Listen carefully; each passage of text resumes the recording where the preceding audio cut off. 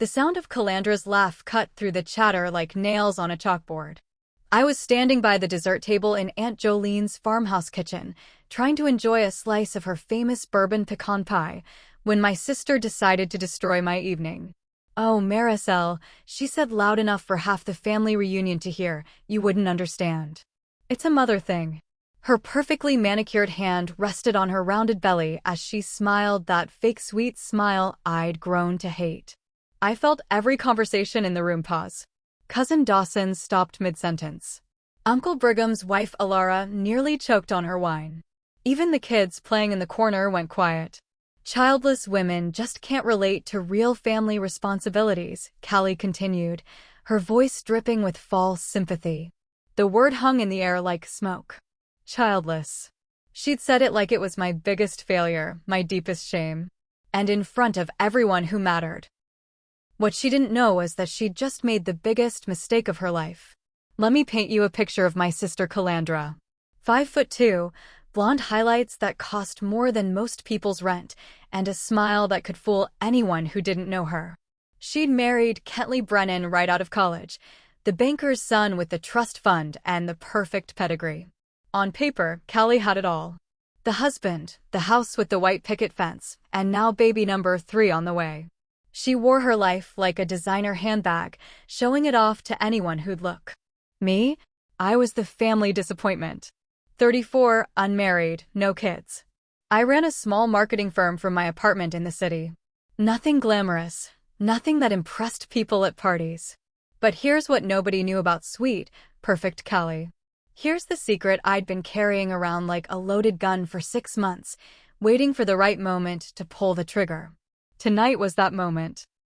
I set down my fork and looked directly at her. "You're absolutely right, Callie. I couldn't possibly understand." The history between Callie and me went back decades.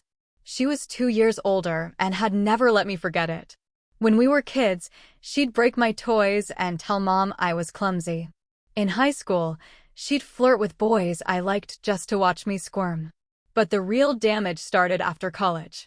Every family gathering became a competition I didn't know I was entered in. She'd show up with engagement photos, wedding plans, pregnancy announcements. Each milestone was a weapon aimed at my heart. "When are you going to settle down, Maricel?" became her favorite question. Asked with just enough concern to sound caring, but with eyes that sparkled with satisfaction. The worst part? Everyone felt sorry for her having such a difficult sister. Poor Callie, trying so hard to include me. Poor Callie, being patient with my choices. I'd learned to smile and nod. To deflect with jokes about being a fun aunt. To pretend her words didn't slice through me like paper cuts. But tonight was different. Tonight, I had ammunition. The farmhouse was packed with our extended family. Aunt Jolene had outdone herself with the decorations. Mason jars filled with wildflowers, string lights wrapped around the wooden beams, and enough food to feed half the county. Uncle Brigham was holding court by the fireplace, telling the same story about his fishing trip for the 100th time.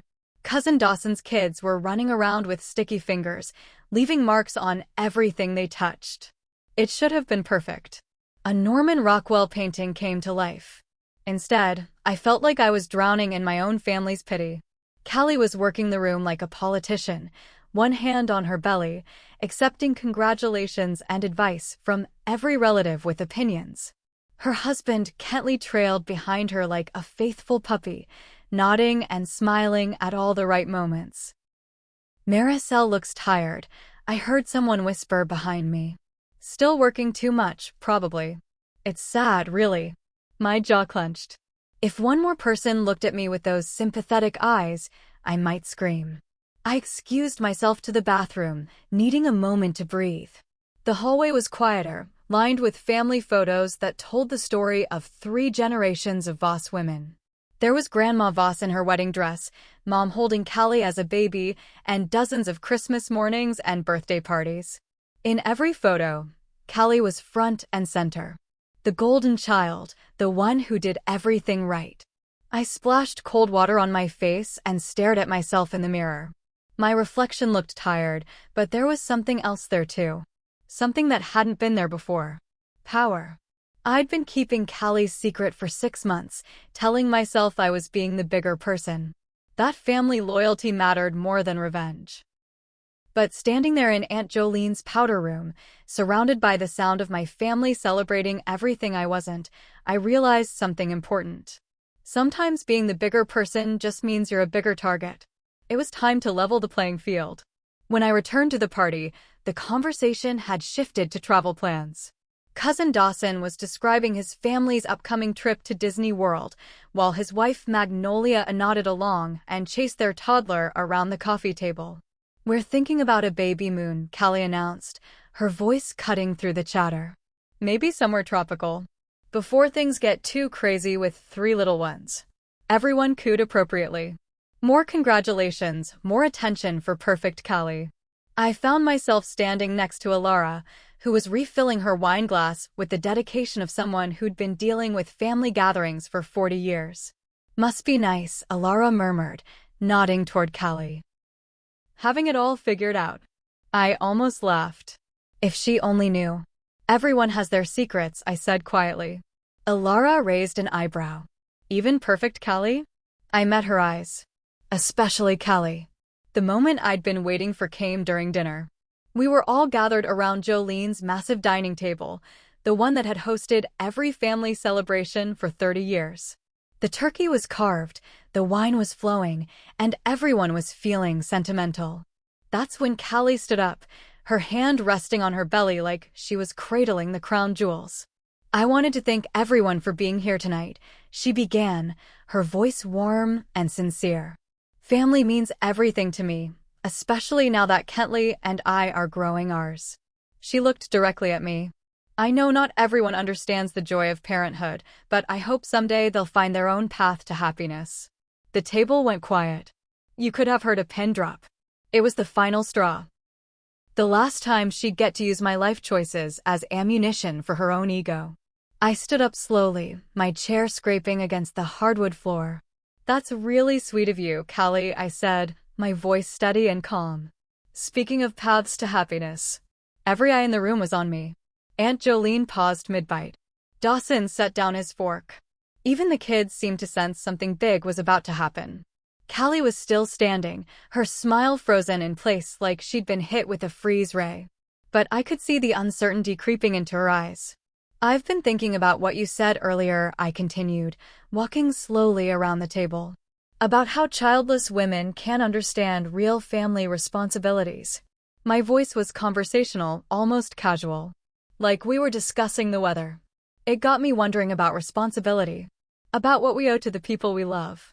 I stopped directly across from Callie, the length of the table between us like a battlefield. "For instance," I said, letting my words hang in the air, "what do we owe to our husbands? Honesty? Fidelity?" Kentley looked up from his plate, confusion written across his face. Callie's perfect composure was starting to crack. "Maricel," she said, her voice tight with warning, "what are you doing?" I smiled. The same fake sweet smile she'd been giving me for years. "I'm just making conversation, sister. Sharing family stories." The tension in the room was thick enough to cut with a knife. Everyone was looking between Callie and me like we were tennis players in the final match of Wimbledon. "You see," I continued, my voice growing stronger, "I've been keeping a secret for 6 months now. Trying to be the good sister, the loyal family member." Callie's face had gone pale. "Maricel, stop." "Stop what?" "Stop protecting you from the consequences of your choices." I pulled out my phone, holding it like a weapon. Funny thing about working in marketing. We know all about social media, about digital footprints, about how nothing really disappears on the internet. Kentley was looking back and forth between us now, his confusion turning to concern. "What's going on?" he asked. I kept my eyes on Callie. "Why don't you tell him, sister? About your lunch dates with Thornton Ashby from your yoga class? About the hotel receipts from the Marriott downtown?" The room exploded into whispers.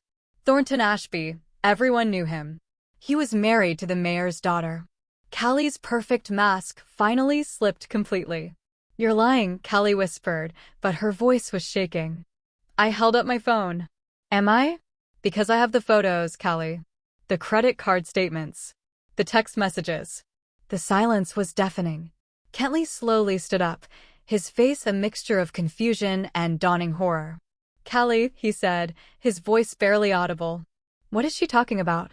Instead of answering, Callie turned on me with fury I'd never seen before. "You vindictive bitch.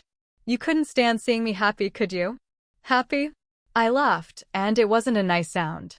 "You call cheating on your husband while pregnant with his child happy?" Gasps echoed around the table. Aunt Jolene clutched her chest. Cousin Dawson's wife covered her mouth in shock. "That's not. I never." Callie stumbled over her words, looking around the room at the faces of our family. Faces that had always looked at her with admiration and love. Now they looked horrified. "The baby," Kentley whispered. "Callie is the baby?" The question hung in the air like poison. Callie opened and closed her mouth like a fish out of water. For the first time in her life, she had nothing to say. No quick comeback, no clever deflection. Just silence. And in that silence, everyone understood. Kentley sank back into his chair, his face gray. "How long?" he asked. "Since March," I answered when Callie couldn't. "I found out by accident. Saw them together at the coffee shop on 5th Street. I thought maybe I was wrong, but then I did some digging." "You followed me?" Callie's voice was shrill now, desperate. "I protected you," I shot back. "For 6 months, I kept your secret. Let you call me childless, let you make me feel small, all while knowing you were destroying your own family." Dawson cleared his throat uncomfortably. "Maybe we should give them some privacy." "No." Kentley's voice was sharp, final. "I want to hear this. I want to know exactly how long my wife has been lying to me." He looked at me. "Tell me everything." I felt a moment of hesitation. This was it, the point of no return. Once I said the words, there would be no taking them back. But then I remembered Callie's laugh when she called me childless. The way she'd looked at me like I was broken, incomplete. "They started the affair in March," I said, my voice steady. "Hotel receipts show they met twice a week, sometimes 3 times. The pregnancy timeline." I paused, looking directly at Callie. "Well, you can do the math." Kentley's hands were shaking as he reached for his water glass. The baby could be his. It wasn't a question. Callie finally found her voice. "The baby is yours, Kentley." "I swear." "How can you swear anything?" he exploded, standing so quickly his chair toppled backward. "How can I believe a word that comes out of your mouth?" The children at the kids' table had gone silent, sensing the adult drama even if they didn't understand it. Aunt Jolene spoke for the first time since my revelation. "Children should go play upstairs." But nobody moved. Everyone was frozen, watching the perfect Voss family implode in real time. "I ended it," Callie said desperately, reaching for Kentley's arm. "I ended it weeks ago." "The baby is yours, I promise." He jerked away from her touch like she'd burned him. When? When did you end it?" Callie's eyes darted around the room, looking for an escape that didn't exist. "Last month. When I realized how wrong it was. I couldn't help myself." I laughed. "You want to tell him the truth, Callie? Or should I?" Her face crumpled. "Please, Maricel. Please don't." But I was done protecting her. Done being the understanding sister who absorbed her cruelty in silence. "You ended it 3 days ago," I said quietly. "After Thornton's wife found the credit card receipts. After she threatened to expose both of you." The room went dead silent again. "You didn't end it because it was wrong. You ended it because you got caught." Kentley stared at his wife like he'd never seen her before. 3 days ago? Callie was crying now, ugly sobs that shook her whole body. "I'm sorry. I'm so sorry." "Sorry, don't unfuck another man while carrying my child," Kentley said, his voice cold as winter. The harsh language made several people flinch, but nobody corrected him. "What do you say to a man whose world just exploded?" "I need a paternity test," he continued, more to himself than anyone else. "Before the baby comes. I need to know." "Kentley, please," Callie begged. "Don't do this here. Let's go home, talk privately." "Privately?" He laughed bitterly. "Like how you privately fucked Thornton Ashby for 4 months?" Aunt Jolene stood up shakily. "Perhaps we should." "No." Kentley's voice cut through the room. "I'm tired of pretending. Tired of being the last to know about my own life. He looked around the table at faces that had welcomed him as family for 8 years. Did anyone else know? He asked quietly. The question hung heavy in the air. I watched as people shifted uncomfortably, avoided eye contact. Just me, I said finally. And I should have told you sooner. I'm sorry for that. He nodded slowly. Thank you for telling me now. The aftermath was brutal to watch. Callie collapsed back into her chair, her perfect composure completely shattered. Mascara ran down her cheeks in black streams. Kentley grabbed his jacket from the back of his chair. I'm staying at my brother's tonight. Don't call me. Where are you going? Callie's voice was small, broken. To find a lawyer. The words hit like a physical blow. Callie doubled over, hand on her belly, sobbing harder. Part of me felt sorry for her. The part that remembered building blanket forts together as kids, sharing secrets in whispered conversations after bedtime. But the bigger part, the part that had endured years of her subtle cruelty, felt something else entirely. Relief. Kentley paused at the door, looking back at me. Maricel, thank you. Then he was gone, leaving behind a family dinner that would be talked about for generations. The silence stretched on for what felt like hours, but was probably only minutes. Finally, Aunt Jolene cleared her throat. Well, she said with the forced brightness of someone trying to pretend everything was normal. Who wants coffee? The absurdity of the moment almost made me laugh again. Here we were, sitting around the ruins of a marriage, and Jolene was offering coffee like it was any other family dinner. Callie was still crying, but quieter now. The kind of crying that comes from complete emotional exhaustion. You destroyed my family, she whispered, looking at me with hatred so pure it should have set me on fire. I didn't put Thornton's dick in your mouth, Callie. The crude words shocked everyone, including me. But I was past caring about polite language. I didn't make you cheat. I didn't make you lie. I just stopped covering for you. You could have talked to me first. Warned me. Like you warned me before calling me childless in front of everyone? She had no answer for that. People started leaving after that. Awkward goodbyes, uncomfortable hugs, promises to call that everyone knew wouldn't be kept. Dawson lingered by the door. That took guts, he said quietly. What did you do tonight? Or stupidity, I replied. Maybe. But sometimes they're the same thing. Within an hour, it was just me, Callie, and Jolene left in the farmhouse. The remnants of dinner sat congealing on plates, the string lights still twinkling cheerfully above the wreckage. I should drive you home, Jolene said to Callie, who was staring at the table like it held the answers to life's mysteries. I can drive myself. Honey, you're in no condition. I said I can drive myself. The sharpness in Callie's voice made Jolene step back. Even in her broken state, my sister couldn't resist snapping at people who were trying to help her. Some things never change. After Jolene went to bed, it was just Callie and me in the kitchen. She sat at the table, staring at her wedding ring like it was a foreign object. I loved him, she said suddenly. Kentley or Thornton? She flinched. Both. That's the problem. I poured myself another glass of wine, the good stuff Jolene saved for special occasions. Tonight felt special enough. You want to know something funny? I said, settling into the chair across from her. I actually felt sorry for you sometimes. Callie looked up surprised. All that pressure to be perfect. Mom's golden child, everyone's favorite. Must have been exhausting. It was, she whispered. But then you'd say something cruel, and I'd remember why I kept your secrets instead of having your back. We sat in silence for a while, two sisters who'd never really understood each other. What happens now? She asked. I shrugged. You figure out how to live with the consequences of your choices. Do you think Kentley will forgive me? I studied her face, looking for genuine remorse instead of just self-pity. I wasn't sure I found it. I don't know. Would you forgive him if he'd done this to you? She didn't answer, which was answer enough. The baby? Might not be his, I finished. Yeah, you really thought this through. Callie's hand moved to her belly again, that protective gesture I'd seen 100 times tonight. What if it's not? Then you'll be a single mother with a reputation in a small town where everyone knows everyone's business.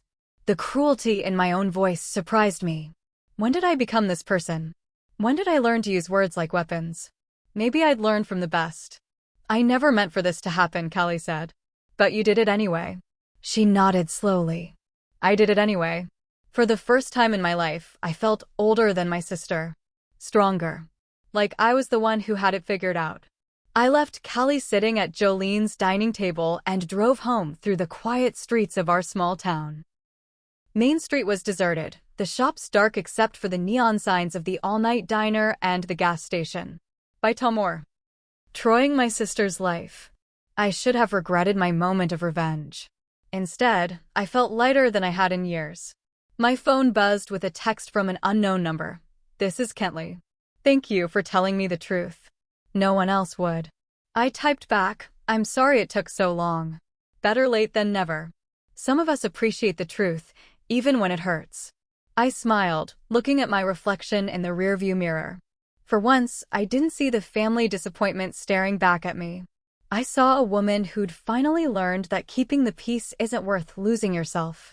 Callie could keep her perfect life, her reputation, her title as the golden child. I'd take the truth any day. Even if it made me the villain in someone else's story, at least it made me the hero in my own.